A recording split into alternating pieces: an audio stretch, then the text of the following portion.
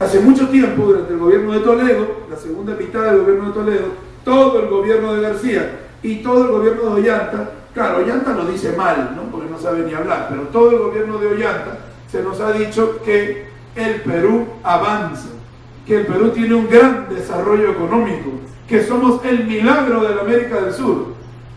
Infelizmente no creo en milagros, porque sería un desastre, pero a todas darme cuenta que hay 3 botellas de agua para mí.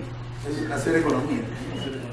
Bueno, entonces, ¿a qué se debe esto? Fíjense, cuando se vivía en la década, finales de la década del 80, ¿no? Ya se observaba el quiebre de algunas economías. La economía rusa, recuerden que el 90 entra el colapso de la Unión Soviética, el modelo estatista de desarrollo semisocialista, por decirlo de alguna manera, que tenía la Unión Soviética, porque ya había reinstalado una nueva burguesía al interior, una nueva clase social pudiente.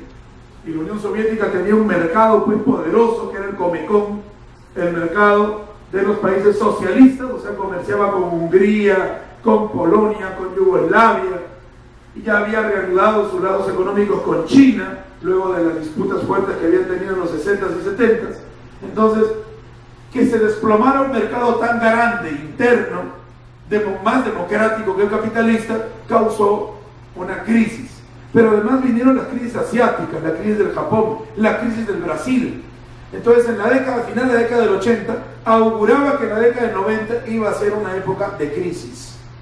Mientras tanto, en el Perú, veníamos siendo defraudados políticamente con 2 gobiernos que habían sido elegidos con un discurso de izquierda, que era el gobierno del 80 al 85 de ¿quién?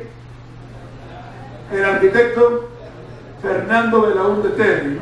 Y del 85 al 90 el bachiller en Derecho Alan García, ¿no? Que le gusta decir que es doctor de la Sorbona, ¿no? Pero es bachiller. ¿Tiene algo de malo ser bachiller? No tiene nada de malo, yo también soy bachiller, pero yo no puedo venir a decirles acá que soy doctor, ¿no? Él sí dice, y todavía firma títulos, ¿no? De maestría, es maestro pues de la mentira, ¿no? Hay que reconocer. Bien, todos tienen pues algo de que brillen y de que se caracterizan.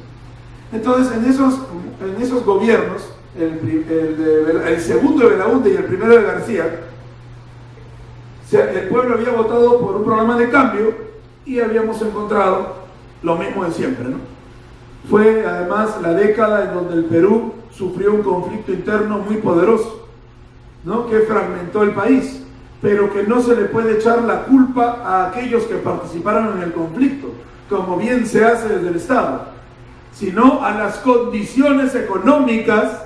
El ser social determina la conciencia social, que generaron la fragmentación del Perú, que generaron la miseria del campo, que generaron la postración de aquellos que vivían en los barrios urbanos marginales, que generaron la elitización de la educación, que generaron el robo de nuestros recursos naturales y el poder de los norteamericanos a través de sus empresas en nuestro país.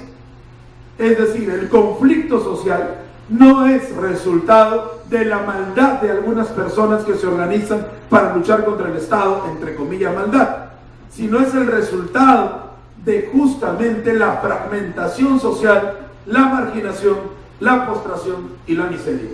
Y nuestro país tenía una gran cantidad de población del interior y de la periferia de Lima, del interior del país y de la periferia de Lima, que vivía en miseria.